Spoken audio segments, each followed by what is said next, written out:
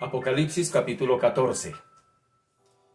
Después miré, y he aquí el Cordero estaba en pie sobre el monte de Sión, y con él 144,000, que tenían el nombre de él y el de su Padre escrito en la frente. Y oí una voz del cielo como estruendo de muchas aguas, y como sonido de un gran trueno, y la voz que oí era como de arpistas que tocaban sus arpas, y cantaban un cántico nuevo delante del trono, y delante de los 4 seres vivientes y de los ancianos, y nadie podía aprender el cántico sino aquellos 144,000 que fueron redimidos de entre los de la tierra. Estos son los que no se contaminaron con mujeres, pues son vírgenes. Estos son los que siguen al Cordero por donde quiera que va. Estos fueron redimidos de entre los hombres como primicias para Dios y para el Cordero. Y en sus bocas no fue hallada mentira, pues son sin mancha delante del trono de Dios. Apocalipsis 14, versículo 6. Vi volar por en medio del cielo a otro ángel, que tenía el evangelio eterno para predicarlo a los moradores de la tierra, a toda nación, tribu, lengua y pueblo, y diciendo a gran voz: temed a Dios y dadle gloria, porque la hora de su juicio ha llegado, y adorad a aquel que hizo el cielo y la tierra, el mar y las fuentes de las aguas. Apocalipsis capítulo 14, versículo 8. Otro ángel le siguió diciendo: ha caído Babilonia, la gran ciudad, porque ha hecho beber a todas las naciones del vino del furor de su fornicación. Y el tercer ángel lo siguió diciendo a gran voz: si alguno adora a la bestia y a su imagen, y recibe la marca en su frente o en su mano, él también beberá del vino de la ira de Dios, que ha sido vaciado puro en el cáliz de su ira, y será atormentado con fuego y azufre delante de los santos ángeles y del Cordero. Y el humo de su tormento sube por los siglos de los siglos, y no tienen reposo de día ni de noche los que adoran a la bestia y a su imagen, ni nadie que reciba la marca en su nombre.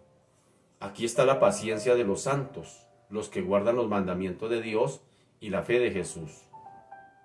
Oí una voz que desde el cielo me decía: escribe, bienaventurados de aquí en adelante los muertos que mueren en el Señor. Sí, dice el Espíritu, descansarán de sus trabajos, porque sus obras con ellos siguen. Apocalipsis capítulo 14, versículo 14.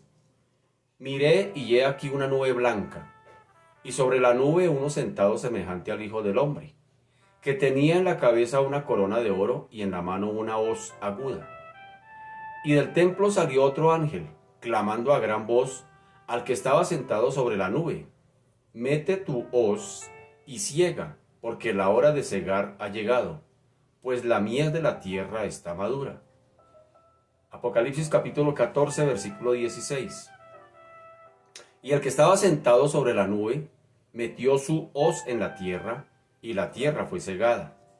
Salió otro ángel del templo que está en el cielo teniendo también una hoz aguda.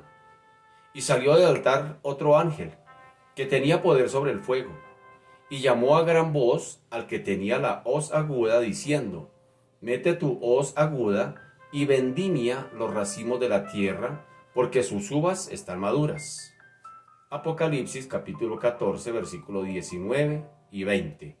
Y el ángel arrojó su hoz en la tierra, y vendimió la viña de la tierra, y echó las uvas en el gran lagar de la ira de Dios.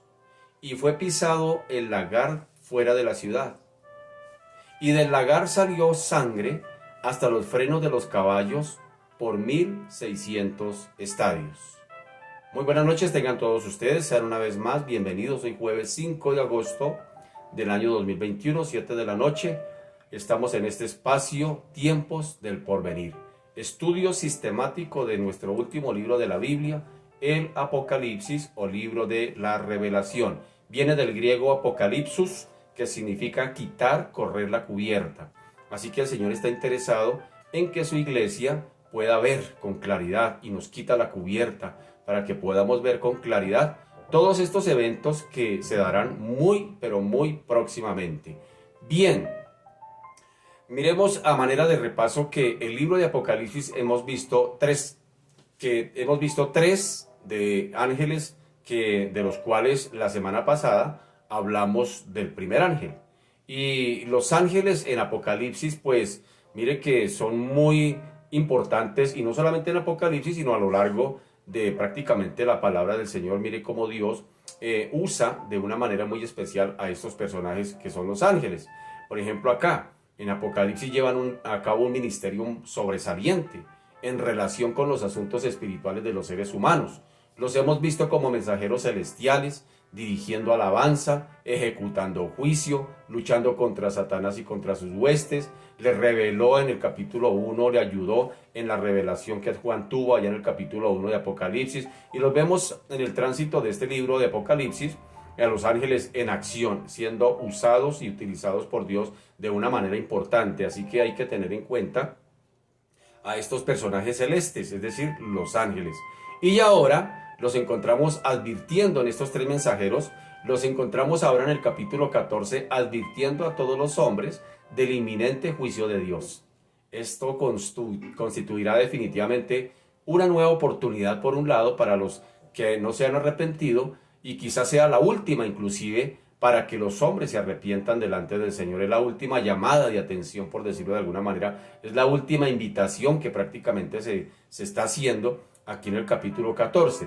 Ahora recordemos que en el capítulo 14 de nuestro libro de Apocalipsis es como un preámbulo, es como un anticipo, es como un adelanto de lo que sucederá en el tiempo cuando Jesús venga a reinar, cuando el Señor venga a impartir estos juicios. Así que el capítulo 14 podríamos verlo como eso, como un adelanto, porque si leemos el capítulo 14 nos estamos dando cuenta de juicios finales.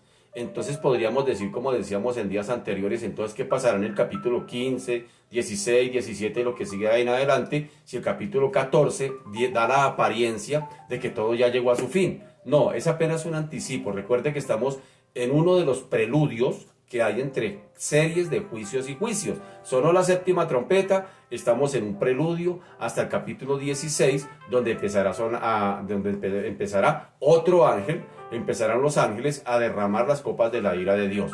Así que serán otra serie de siete juicios al final, a partir del capítulo 16.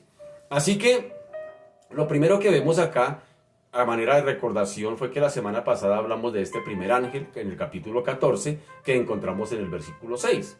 Leamos solo allí en el versículo 6. Dice: vi volar por el medio del cielo a otro ángel que tenía el evangelio eterno para predicarlo a los moradores de la tierra, a toda nación, tribu, lengua y pueblo. Así que da por sentado y sabemos de antemano que la predicación del evangelio no ha sido encomendada a ángeles.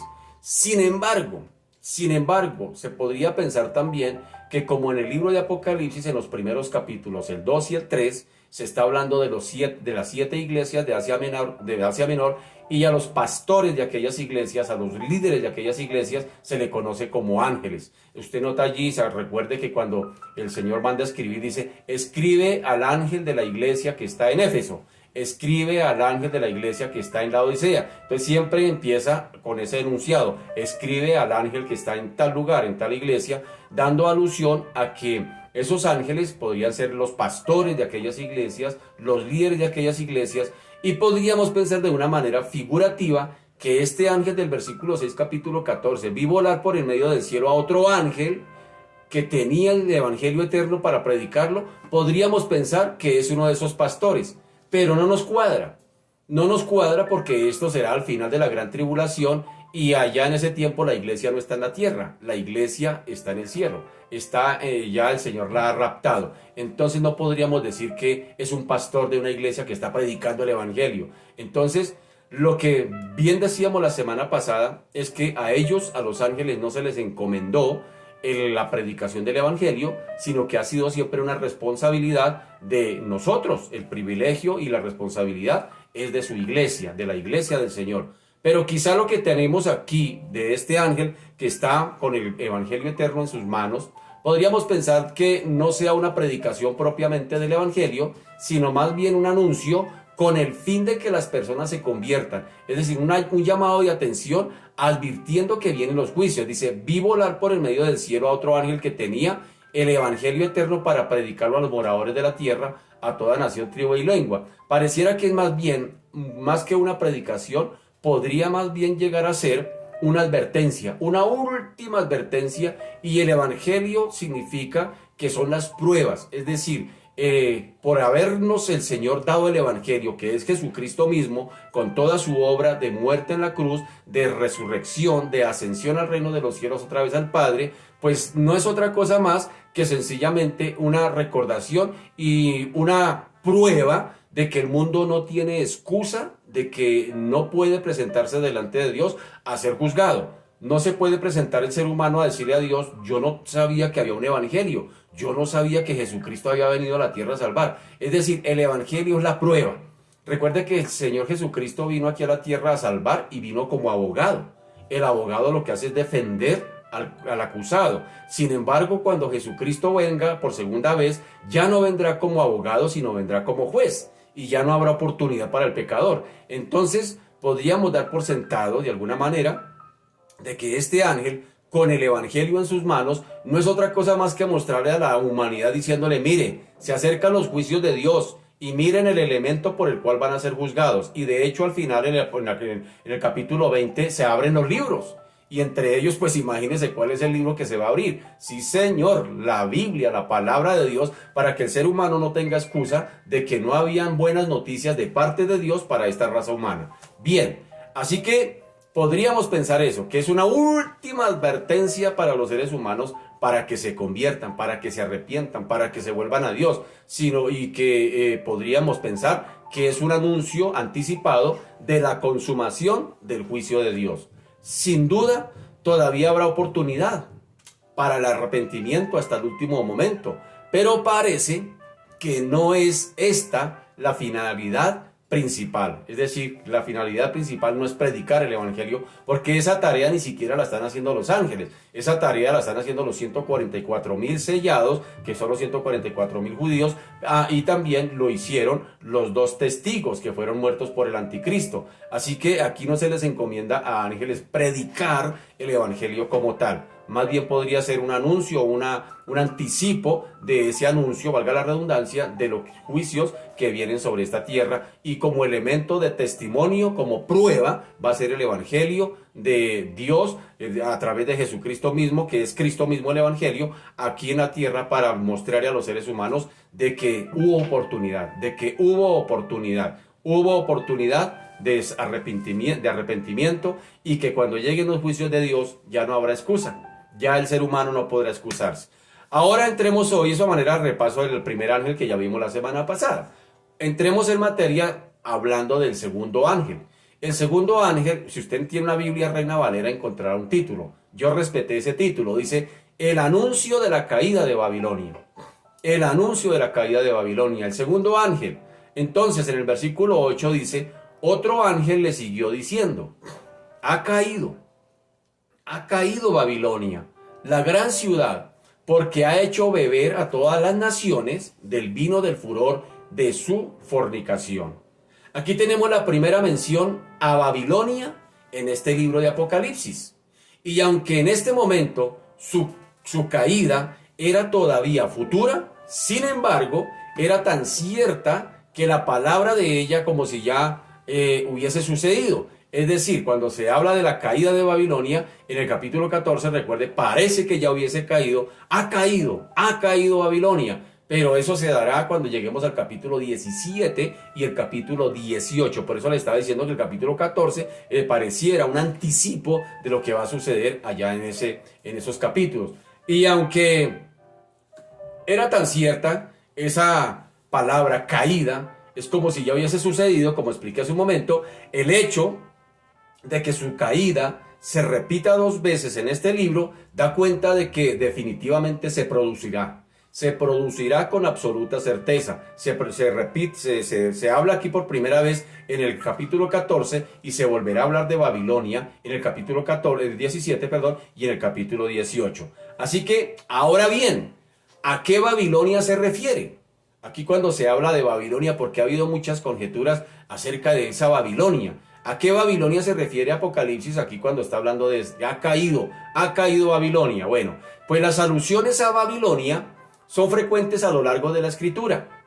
Babel, es decir, Babilonia, fue fundada por Nimrod. ¿Se acuerda cuando los que estamos estudiando Génesis los lunes también? Estamos estudiando los lunes estamos estudiando Génesis y ya pasamos por el capítulo 10.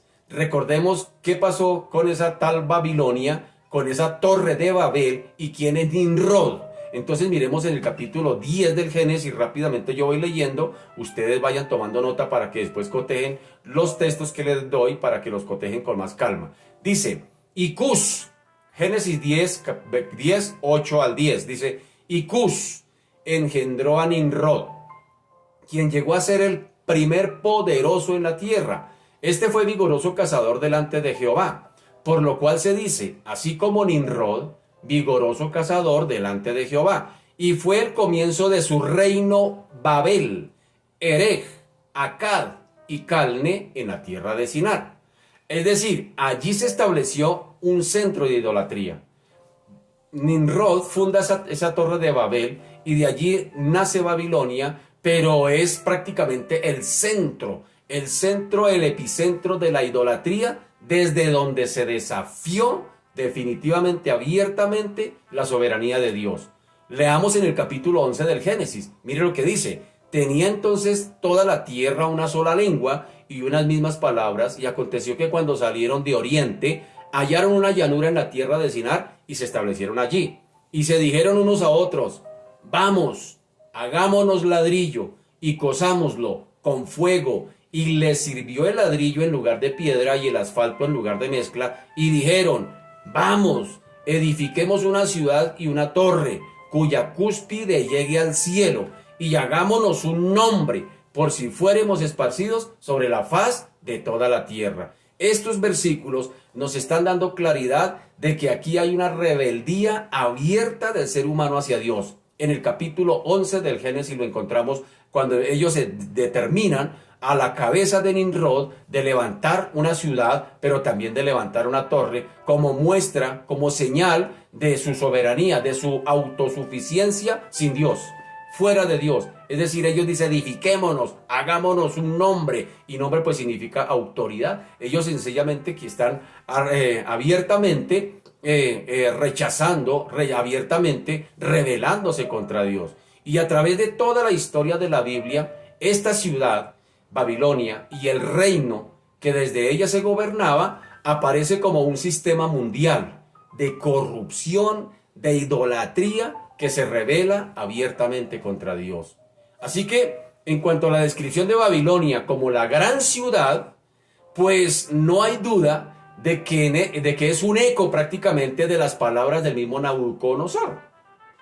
De las palabras que él dijo cuando se congratulaba contemplando su ciudad, la ciudad que había edificado. Y él dijo por allá, según Daniel 4:30, dice, habló el rey y dijo, es decir, Nabucodonosor, ¿no es esta la gran Babilonia que yo edifiqué para casa real con la fuerza de mi poder y para gloria de mi majestad? ¿Sí nota? ¡Qué tremenda rebelión! Es decir, Babilonia es la cuna de la idolatría, de la depravación, de la corrupción, del desenfreno, de la rebelión contra Dios. Y en este sentido, Babilonia es símbolo del hombre orgulloso, que busca su propia gloria a través de sus propias obras. Pero en otro sentido también podríamos decir de Babilonia que es también, a través de todo el Antiguo Testamento, el principal enemigo del pueblo de Dios. Entonces no es casualidad de que el Señor la nombre en Apocalipsis.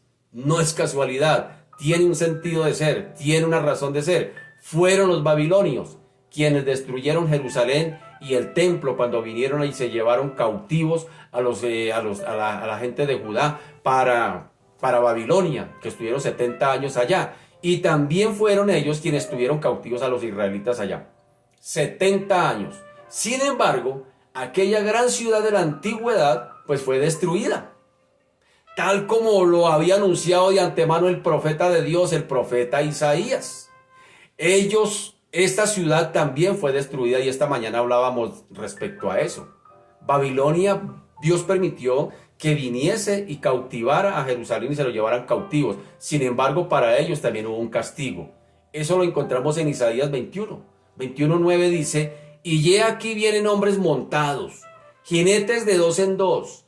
Después habló y dijo: cayó Babilonia, y todos los ídolos y de sus dioses quebrantó en tierra. Y en Jeremías capítulo 50, versículo 2, dice: anunciad en las naciones y haced saber, levantad también bandera, publicad y no encubráis, decid: tomadla, es Babilonia, Bel es confundido, deshecho es Merodach, destruidas son sus esculturas, quebrados son sus ídolos. Y también Jeremías en el capítulo 51 nos da luz al respecto de la caída de Babilonia. Dice: así ha dicho Jehová, Jeremías 51, así ha dicho Jehová: he aquí que yo levanto un viento destruidor contra Babilonia y contra sus moradores, que se levantan contra mí, y enviaré a Babilonia aventadores que la avienten y vaciarán su tierra, porque se pondrán contra ella de todas partes en el día del mal. Diré al flechero que entesa su arco y al que se enorgullece de su coraza: no perdonéis a sus jóvenes, destruid todo su ejército, y caerán muertos en la tierra de los caldeos y alanceados en sus calles, porque Israel y Judá no han enviudado de su Dios, Jehová de los ejércitos, aunque su tierra fue llena de pecado contra el Santo de Israel. Huid en medio de Babilonia, librad cada uno su vida, para que no perezcáis a causa de su maldad, porque el tiempo es de vergüenza de Jehová, le dará su pago. Copa de oro fue Babilonia en la mano de Jehová, que embriagó a todas las naciones, a toda la tierra, perdón. De su vino bebieron sus pueblos, se aturdieron por tanto las naciones. En un momento cayó Babilonia y se despedazó. Gemid sobre ella, tomad bálsamo para su dolor, quizás sane. Curamos a Babilonia y no ha sanado. Dejadla y vámonos, cada uno a su tierra, porque ha llegado hasta el cielo su juicio y se ha alzado hasta las nubes. Así que por lo tanto, lo que tenemos aquí es una nueva Babilonia que se convertirá nuevamente en el centro del imperio político, económico y religioso en los tiempos de Apocalipsis. De la Babilonia que está hablando allí en Apocalipsis 14 y hablará posteriormente en el capítulo 17 y 18, será de la Babilonia religiosa, política, económica, que será derribada, será un sistema definitivamente que se levantará. Cuando lleguemos al capítulo 17 lo explicaremos de una manera mejor. Sin embargo, allí estos sistemas son corruptos, porque estos sistemas políticos que se conoce como la Babilonia, estos sistemas político, religioso, económico y entre otros sistemas allí, pues no van a estar nada más y nada menos que bajo el control del anticristo. Él será quien está gobernando, quien tendrá y tomará el control de este sistema político. Entonces mire que el mismo Señor se va a encargar de derribar todo eso, porque será un sistema religioso corrupto, será un sistema económico corrupto, será un sistema político corrupto. Oigan, algo parecido a lo que se ve hoy en día. Aunque todavía no estamos hablando de la gran tribulación, sin embargo, ya se está pavimentando el camino, hacia la gran tribulación. Ya lo que estamos viendo no es otra cosa más que preparándose el andamio, que preparándose el terreno para que todo apunte allá. Entonces mire que no es casualidad lo que estamos viviendo. Jesús mismo lo dijo: velad, miren, observen qué pasa en la economía, qué pasa en la religión, qué pasa en la política, qué pasa en la sociedad, qué pasa en el carácter de los jóvenes, qué pasa en el carácter de las familias, qué pasa. Vigilen, oren y pónganse a orar, no para que cambien el mundo, no para que el mundo cambie, sino oren por ustedes mismos para que su fe no mengüe. La iglesia de hoy no puede darse el lujo y el permiso de dormirse. Tenemos que estar más vigilantes y atentos a lo que está sucediendo en nuestro mundo para estar preparados, mi querido. ¡Qué tremendo! Estas cosas hay que decirlas abiertamente, mi querido. No se le pueden ocultar al pueblo de Dios porque necesitamos estar despiertos, despabilados. Necesitamos estar atentos, vigilantes, como dijo el Señor. Así que este imperio político, económico, religioso será gobernado por el mismo anticristo. ¿Cómo la ve? Si así nomás hay corrupción, imagínese de aquí a allá. Que ese anticristo va a estar precisamente también orquestado por la misma bestia, por el mismo dragón que es Satanás. Satanás, ya habíamos hablado en días anteriores, le transfiere de su autoridad al anticristo. El anticristo le transfiere de su autoridad al falso profeta y así se combinan esos tres, que es el triunvirato satánico, que son los que van a gobernar el mundo dentro de muy pocos días, cuando empiece la gran tribulación. Ya todo se está pavimentando para allá. Ya todo el camino se está preparando para ese momento, cuando estos tres satánicos, la Trinidad satánica o el triunvirato satánico, van a tomar las riendas de este mundo. En todas estas dimensiones que estamos nombrando, política, social, económica, religiosa, en todas se estará metiendo las narices.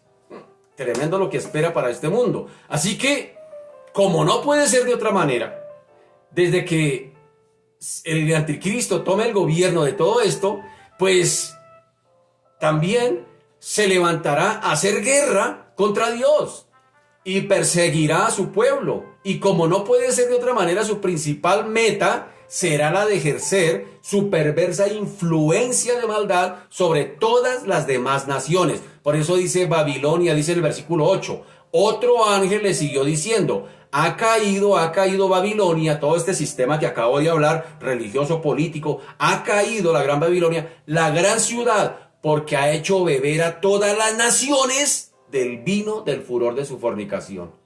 Todo el mundo se verá infectado por la corrupción política. Todo el mundo se verá infectado por la corrupción religiosa. Todo el mundo se verá infectado por la corrupción social, por la corrupción económica. Todo el mundo. Esto no va a haber rincón de la tierra que escape ante ello. La Babilonia hará beber a todas las naciones del vino del furor de su fornicación. Lo hará beber. Por eso tiene que ser derribada. Ese es uno de los enemigos que Cristo vendrá a derribar.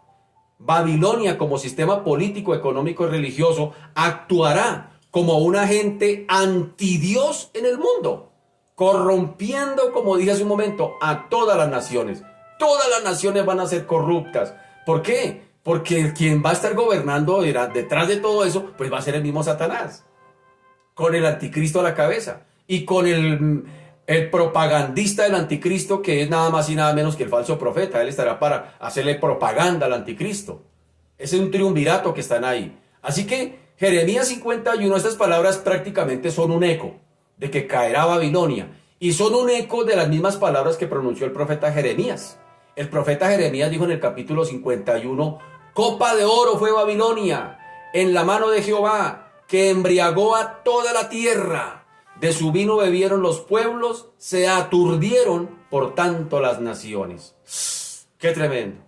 Esta influencia malvada de Babilonia, enfrentando a todas las naciones contra Dios. ¿Se imaginan? Todas las naciones de la tierra peleando contra Dios, desde la economía, desde la misma religión, desde la misma política, desde todas las funciones, institutos, instituciones que conforman nuestra sociedad. Todas estarán salpicadas por esta Babilonia de corrupción, y todas se levantarán contra Dios. Serán un gobierno antidios, como bien lo dije hace un momento. Y aunque todo esto lo veremos en detalle en los próximos capítulos, como ya le dije, en el 17 y en el 18, aquí ya se introduce una nota de alegría por su juicio. Es decir, este es un paso imprescindible para que el establecimiento del reino de Dios se establezca en esta tierra. Este es un abrebocas. Dijo Jesús: este es un mal necesario. Es necesario que todo esto acontezca y luego vendrá el fin. Entonces, ahora miremos el tercer ángel. El tercer ángel tiene otra misión, y es el anuncio del juicio contra los adoradores de la bestia. Esa es la función del tercer ángel: anunciar un juicio contra los adoradores de la bestia. Entonces ya hablamos, el primer ángel, ¿cuál es su función? Traer el mensaje, el evangelio de Dios en sus manos y mostrárselo al mundo diciéndole, miren que aquí está la prueba de que el Señor viene con un juicio y la prueba es el evangelio de Cristo. El segundo ángel viene hablando y anunciando de la caída y el juicio sobre ese sistema político religioso que caerá, que se llama Babilonia en el Apocalipsis. Y el tercer ángel anunciará también un juicio, pero es contra contra los adoradores de aquellos que adorarán a la bestia. Todos aquellos que serán marcados por la bestia, todos los adoradores de la bestia, aquellos que de alguna u otra manera se dejarán marcar por la bestia, sencillamente para ellos hay un juicio. ¡Qué tremendo! Mírenlo, verso 9 al 11 dice, el tercer ángel lo siguió, diciendo a gran voz, si alguno adora a la bestia y a su imagen, y recibe la marca en su frente o en su mano, él también beberá del vino de la ira de Dios, que ha sido vaciado puro en el cáliz de su ira, y será atormentado con fuego y azufre delante de los santos ángeles del Cordero, y el humo de su tormento sube por los siglos de los siglos, y no tiene reposo de día ni de noche los que adoran a la bestia y a su imagen, ni nadie que reciba la marca de su nombre. ¿Sí notan eso? Así que un tercer ángel aparece para anunciar una terrible condenación que sufrirán todos aquellos que van a ser los adoradores de la bestia. Se trata pues de un juicio de una severidad inigualable, como bien lo notamos en estos últimos versículos, de un tormento interminable. Dice, no tienen reposo de día ni de noche los que adoran a la bestia y a su imagen, ni nadie que reciba la marca en su nombre. El pasaje que estamos estudiando acá está íntimamente ligado con los juicios que el profeta Jeremías anunció contra Babilonia en el capítulo 51. Tarea, lea el capítulo 51 de Jeremías, todo el capítulo 51. Allí es donde se anuncia que Babilonia había sido como una copa de vino que había embriagado toda la tierra. Jeremías 51:7 dice, copa de oro fue Babilonia en la mano de Jehová, que embriagó a toda la tierra, de su vino bebieron los pueblos y se aturdieron por tanto las naciones. Y Apocalipsis 14:8 es el eco, dice, ha caído Babilonia, la gran ciudad, porque ha hecho beber a todas las naciones del vino del furor de su fornicación. Pero finalmente, ella también, es decir, Babilonia, ella también bebería del juicio de Dios. Jeremías capítulo 51, versículo 55, dice, porque Jehová destruirá a Babilonia y quitará de ella la mucha jactancia, y bramarán sus olas, y como sonido de muchas aguas será la voz de ellos, porque vino destruidor contra ella, contra Babilonia, y sus valientes fueron apresados. El arco de ellos fue quebrado, porque Jehová Dios de retribuciones dará la paga, y embriagaré a sus príncipes, y a sus sabios, y a sus capitanes, a sus nobles, a sus fuertes, y dormirán sueño eterno, y no despertarán, dice el Rey, cuyo nombre es Jehová de los ejércitos. Gloria, aleluya a Dios. ¡Qué tremendo! Entonces su destrucción será definitiva y total. En el versículo 39 del capítulo 51 de Jeremías dice, en medio de su calor les pondré banquetes, y haré que se embriaguen para que se alegren y duerman sueño eterno y no despierten, dice Jehová. Los haré traer como corderos al matadero, como carneros y machos cabríos. Pero junto a estos anuncios de juicio, el profeta Jeremías hizo también una exhortación a los creyentes a salir desde en medio de ella. Es decir, en la gran tribulación, a no dejarse sellar por la bestia. Es decir, para no participar de su juicio. Jeremías 51:6 dice, huid de en medio de Babilonia y librad cada uno su vida, para que no perezcáis a causa de su maldad, porque el tiempo es de venganza de Jehová, les dará su pago. Así que, de hecho, el juicio a Babilonia implicará necesariamente la vindicación del pueblo de Dios. Jeremías 51:10 dice: Jehová sacó a la luz nuestras justicias. Venid y contemos en Sión la obra de Jehová nuestro Dios. Así que por lo tanto, pues, el propósito del anuncio del tercer ángel es doble. ¿Por qué? Porque por un lado es una seria advertencia para aquellos que adoran a la bestia. Quizá muchos de ellos lo hagan por cobardía, se dejan sellar, o por no ir en contravía o en contra la corriente de la bestia. Otros lo harán por temor, otros lo harán porque se volverá popular dejarse sellar. Entonces todo el mundo lo hará porque para donde va Vicente va la gente o algo así. Pero ellos también deben conocer las graves consecuencias que estos actos les traerán. Y por otro lado, tiene la finalidad de motivar a los creyentes para que permanezcan fieles al Señor. Pero los que vayan a permanecer fieles al Señor allá en el periodo de la gran tribulación van a pagar con sus vidas. El que no se deje sellar va a pagar con su vida. Ser cristiano a este lado, en esta otra orilla, en la orilla en que nos encontramos antes de eso, es decir, los tribulacionistas que somos nosotros, antes de la tribulación, los que estamos a este lado de la orilla, la tenemos fácil. Porque hermano, nosotros la verdad no hemos pagado el precio por ser evangélicos. No lo hemos pagado. Por la fidelidad a Cristo no hemos pagado el precio. Como lo tendrán que pagar quienes se conviertan durante ese periodo de la gran tribulación. Quien no se quiera dejar sellar, lo van a pagar con su propia vida. El que no se quiera dejar sellar de la bestia. Así que en lo que está haciendo aquí este ángel, con este anuncio, pues es doble. Por un lado está advirtiendo para todos aquellos que se dejen sellar, pero también está animando a los que no se dejen sellar, es decir, a los creyentes, para animarlos, para motivarlos, para que permanezcan fieles al Señor. Y una vez más encontramos que solo hay dos opciones. Solo hay dos opciones. O se adora a Dios o se adora a la bestia. O es blanco o es negro. No hay término medio. O somos o no somos. Y en este tiempo también. O somos de Cristo o estamos contra Cristo. No hay términos medios, mi querido. No se puede servir a dos señores, dijo el Señor. Y en ambos casos, la decisión que se adopte, a quien se elija adorar, tendrá sus consecuencias eternas. Así que veamos por un momento los términos en los que se expresa este juicio. Primero, beberán del vino de la ira de Dios.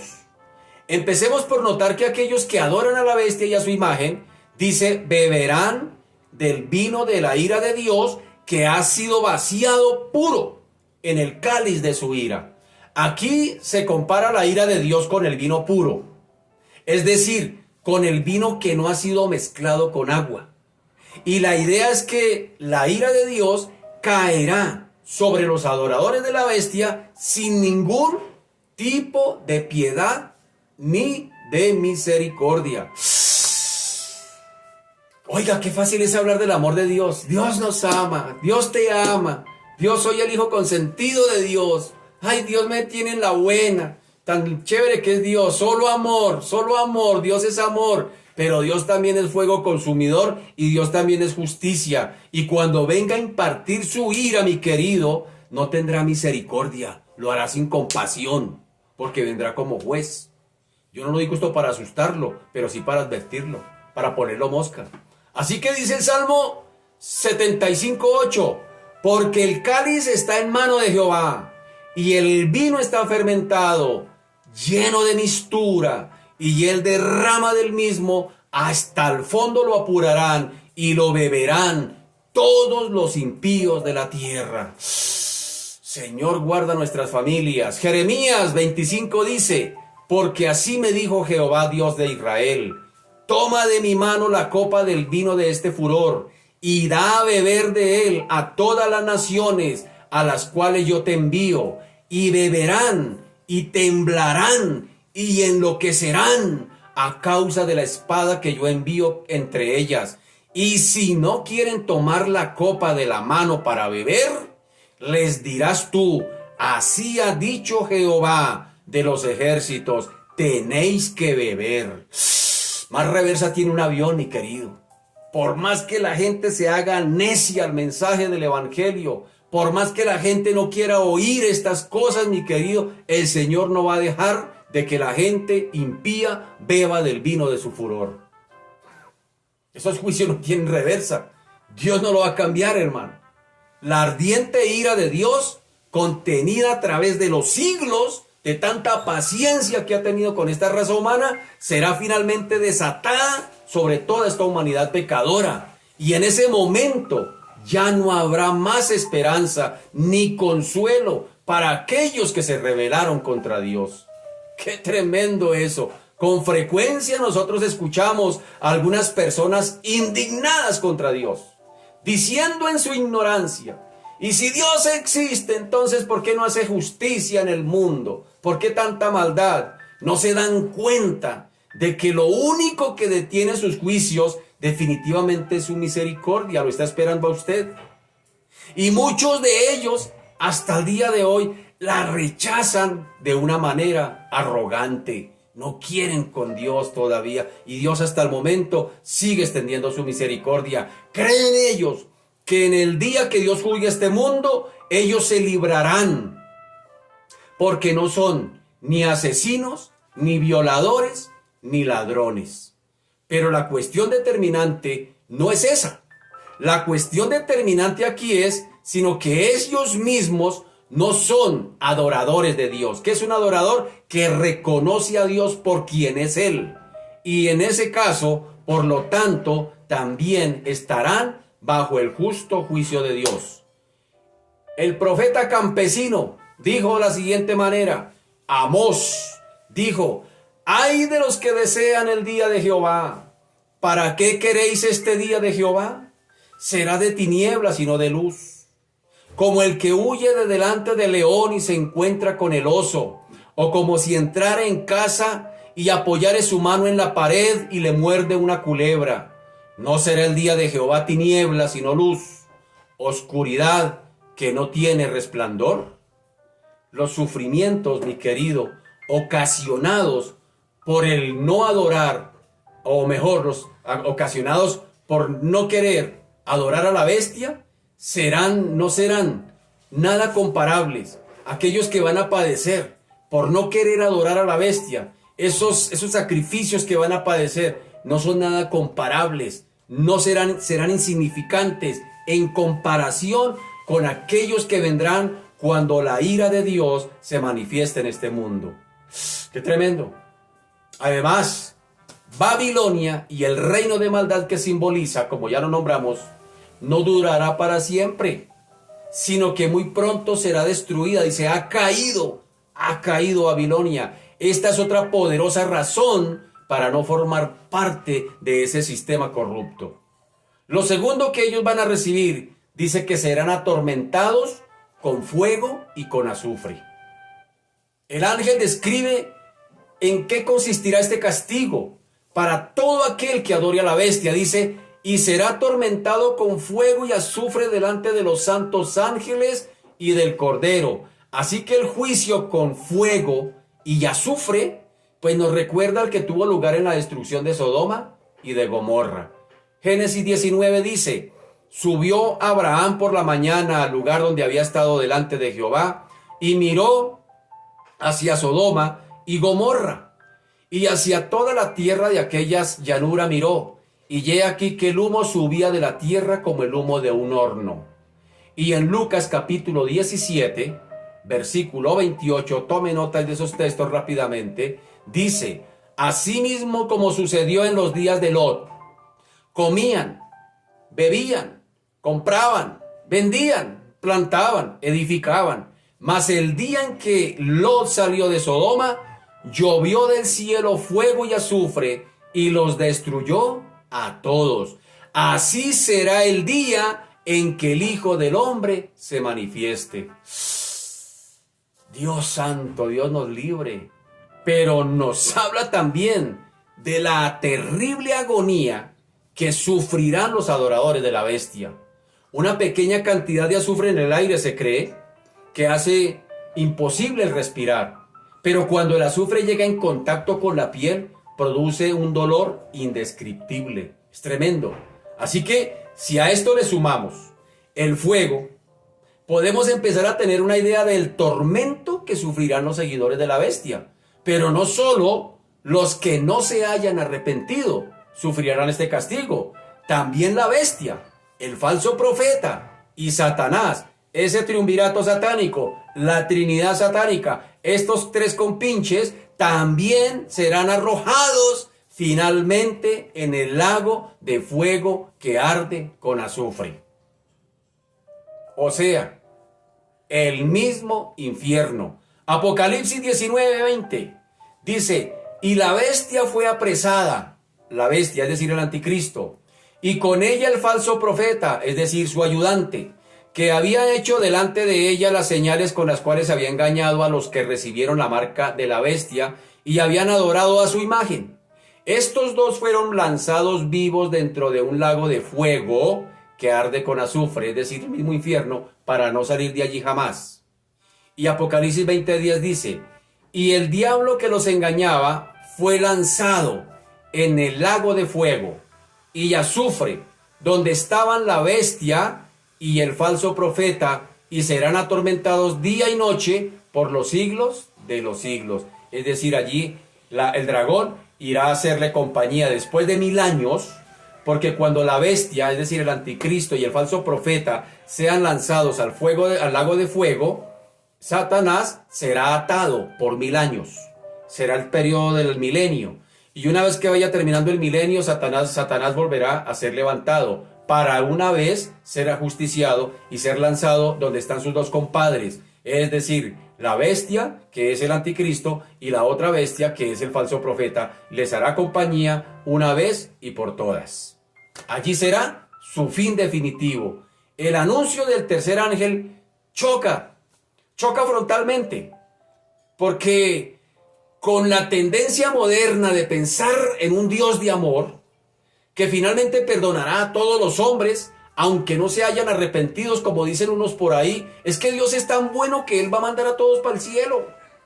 Dios no es tan cruel, Él no va a mandar a nadie para el infierno, y de hecho no va a mandar a nadie para el infierno, el pecador se va solo.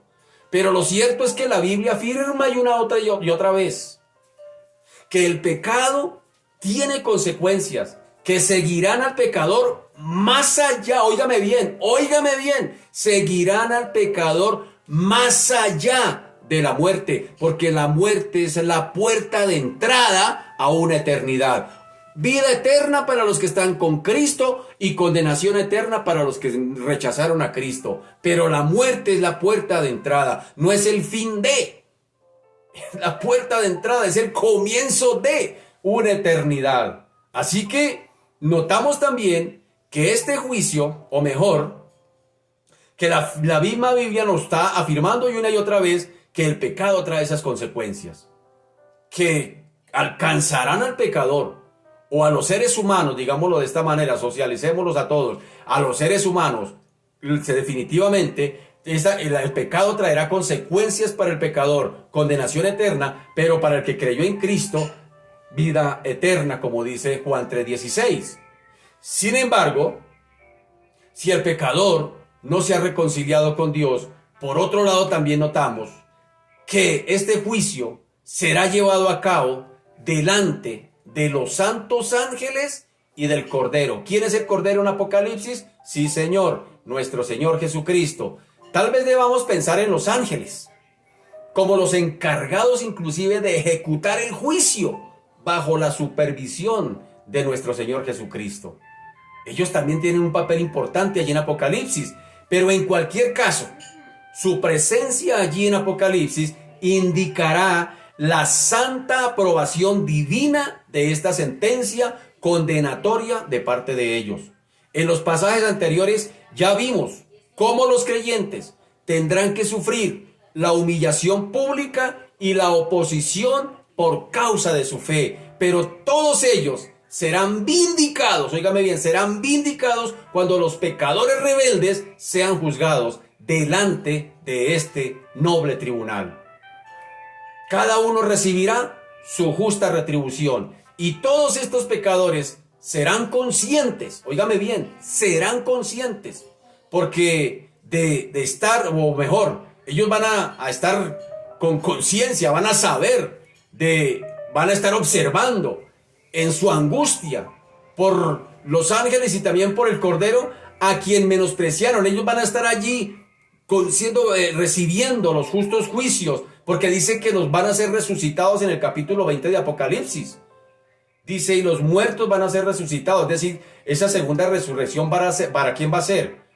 Va a ser precisamente para todos aquellos que rechazaron a Cristo, y van a ser resucitados, óigame bien, resucitados para ser lanzados al lago de fuego allá en el trono blanco, y sencillamente van a ser lanzados vivos. Es decir, el pecador va a ser consciente de su agonía, de las situaciones que va a vivir allí, de ese tormento. Imagínense, un tormento que dice que no cesará, sino que será de día y de noche, las 24/7 atormentado. Imagínense, ¿cómo será eso tan tremendo? Así que ellos van a estar allí en su agonía, van a ser conscientes y van a presenciar a quien rechazaron, van a presenciar a Jesucristo, a quien rechazaron a lo largo de su vida, pero era la única oportunidad que tenían, pero ya será demasiado tarde. Y ahora dice que el humo de su tormento sube por los siglos de los siglos. Con esta expresión se refuerza definitivamente el carácter eterno y continuo de este juicio. Es eterno, que sufrirán aquellos que no se arrepintieron ni aceptaron la gracia de Dios, como lo estaba diciendo hace un momento. Sin duda, lo más duro de este castigo que va a ser será su duración eterna, de continuo, y que no habrá ninguna posibilidad de apelación, ya no habrá ninguna oportunidad, ya no, será innegociable, ya no se podrá volver atrás. Por toda la eternidad no tendrán reposo de día ni de noche, no podrán morir ni tampoco podrán dormir. Uy, qué tremendo eso. No habrá tregua para su tormento, sino una incesante agonía. ¡Qué tremendo! Todo eso, ¿para quiénes? Para todos aquellos que rechacen a Cristo como su Salvador. Ahora bien, la idea de un castigo eterno resulta tan repugnante para el hombre moderno, que muchos prefieren no hablar ni pensar en ello. Otros buscan la forma de quitarla de la Biblia. Otros prefieren no predicarlo. Otros prefieren no meterse en esa camisa de 11 varas diciendo, yo qué voy a hablar de eso. Se me va la iglesia, se me desocupa. Pero por mucho que nos empeñemos en lo contrario, la Biblia dice lo que dice. Y lo que está escrito, escrito está, mi querido. Más reversa tiene un avión. Y no solo Apocalipsis insiste en esta idea. Los profetas del Antiguo Testamento también incidieron en ello. Isaías 66 dijo, y saldrán y verán los cadáveres de los hombres que se rebelaron contra mí, porque su gusano nunca morirá, ni su fuego se apagará, y serán abominables a todo hombre. Daniel también dijo en el capítulo 12, y muchos de los que duermen en el polvo de la tierra serán despertados, unos para vida eterna y otros para vergüenza y confusión perpetua. Lo mismo dijo Juan el Bautista. Mateo 3, su aventador está en la mano y limpiará su era y recogerá su trigo en el granero y quemará la paja en el fuego que nunca se apagará. Y el apóstol Pablo añadió, segunda de Tesalonicenses capítulo 1, y a vosotros que sois atribulados, daros reposo con nosotros cuando se manifieste el Señor Jesús desde el cielo con los ángeles de su poder en llama de fuego para dar retribución a los que no conocieron a Dios ni obedecen al evangelio de nuestro Señor Jesucristo, los cuales sufrirán pena de eterna perdición, excluidos de la presencia del Señor y de la gloria de su poder. Sin embargo, fue el mismo Señor Jesucristo, con sus propias palabras, quien enseñó esta verdad con la mayor claridad, cuando él se refirió al infierno como el fuego eterno. Mateo 18. Por tanto, si tu mano o tu pie te es ocasión de caer, córtalo y échalo de ti. Mejor te es entrar en la vida cojo o manco que teniendo 2 manos y 2 pies ser echado en el fuego eterno. Mateo 25:41. Entonces dirá también a los de la izquierda: apartados de mí, malditos, al fuego eterno preparado para el diablo y sus ángeles. Y explicó que su fuego nunca puede ser apagado. En Marcos capítulo 9, versículo 43, dice: si tu mano te fuera ocasión de caer, córtala. Mejor te es entrar en la vida manco que teniendo 2 manos ir al infierno, al fuego que no puede ser apagado. También dijo que el tormento de los perdidos no tendría fin. Mateo 25 dijo: e irán estos al castigo eterno y los justos a la vida eterna. Por lo tanto, aunque no nos guste, mi querido, es lo que la Biblia enseña con toda claridad. Es lo que enseña la Biblia. Esto nos debe llevar a ser más sensibles sobre el futuro eterno que le espera a esta humanidad. Esforzarnos por exponerle estas verdades de la maravillosa gracia de Dios que hasta el día de hoy está abierta para todo aquel que a Él venga, no lo echa fuera. Todo aquel que en Él crea, sencillamente el Señor lo recibe como hijo y lo perdona. Y como hablábamos esta mañana, no solamente lo perdona, sino que lo justifica delante de Dios, para que el día que pase todo esto, Él pueda pararse delante de Dios justificado, aprobado por Dios, no por nuestra justicia, sino por la justicia de Cristo. Que Dios nos ayude, que Dios nos ayude. Padre, te damos gracias, te bendecimos, te adoramos y te glorificamos. Señor, tu palabra es clara y Señor, Dios de la gloria, la hemos escuchado en esta noche.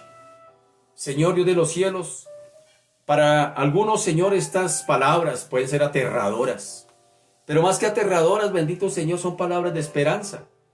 Aún para ti también, mi querido amigo, que tal vez te conectaste hoy por primera vez, por curiosidad te conectaste y empezaste a escuchar.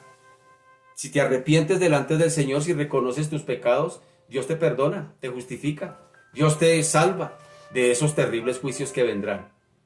Señor Dios de la gloria, hoy oramos a ti. Hoy oramos a ti, bendito Señor, Padre amado, para que como iglesia, Señor Dios de la gloria, nos despertemos a cumplir con nuestra tarea.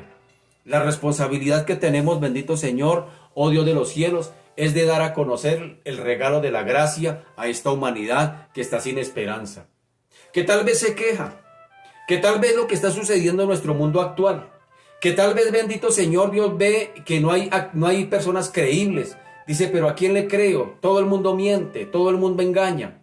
Señor Dios de la gloria, ayúdale a esta humanidad a entender, bendito Señor, que lo que sucederá en aquellos tiempos, bendito Señor, de la gran tribulación, Señor, lo que está pasando hoy no es nada comparable con lo que vendrá. Está escrito en la palabra del Señor, acabamos de leer cualquier cantidad de textos bíblicos en esta noche que lo confirman.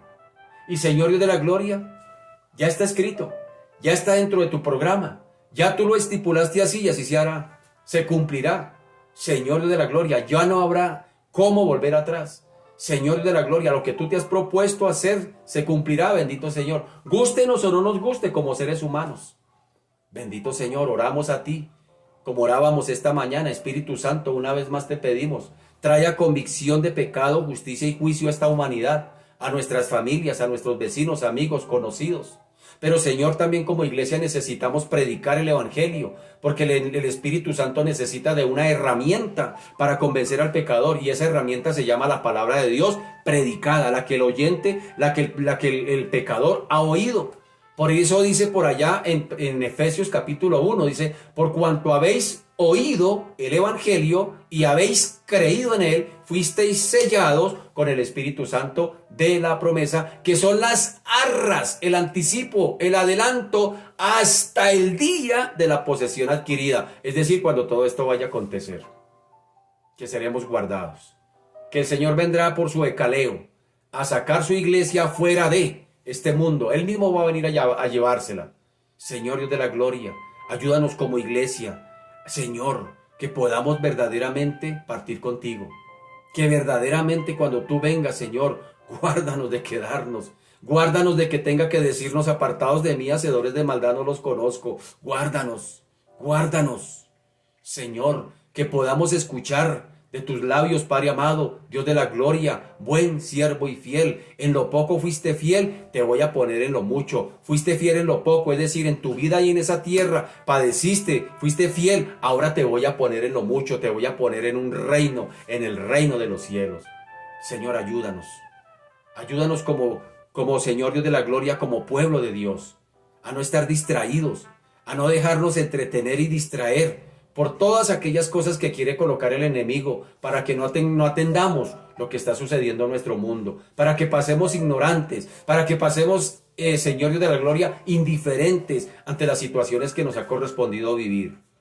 Por eso, Señor Dios de la gloria, hoy te pedimos: sigue extendiendo tu misericordia, sigue extendiendo tu misericordia, un poquito más, Señor. Te lo pedimos, Padre, en el nombre poderoso de Jesús, y a ti sea la gloria, Señor. Amén y amén.